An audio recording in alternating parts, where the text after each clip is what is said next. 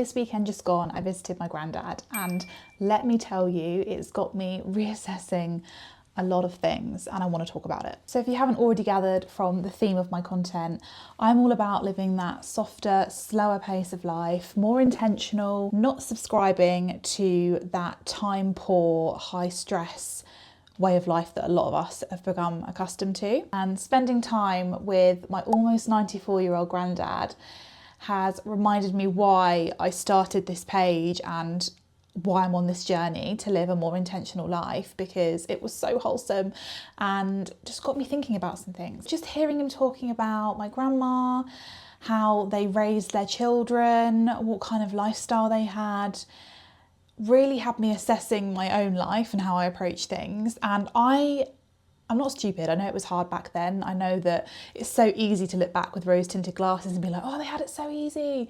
I mean, don't get me started on the fact that he probably bought his house for like £1,000. Anyway, I know they didn't have it easy, but times are tough throughout different generations, right? And there was a few things that he was talking about that I just thought, yeah, like that's how I want to live. My grandparents ate less rubbish because UPF wasn't really a thing. My grandparents grew their own vegetables in the garden. My grandma was a master with the sewing machine and just crafting in general. Like, she would make do and mend. She didn't have the means to buy new all the time. Fast fashion wasn't like it is now.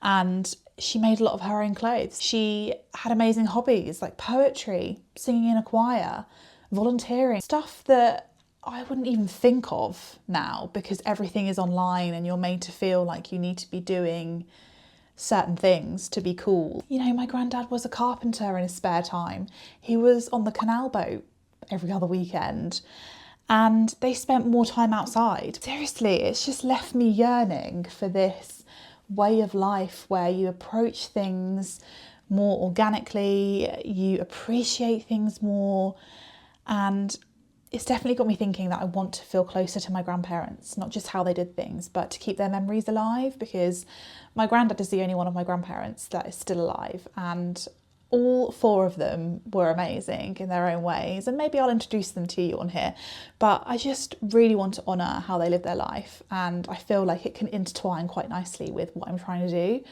So watch this space.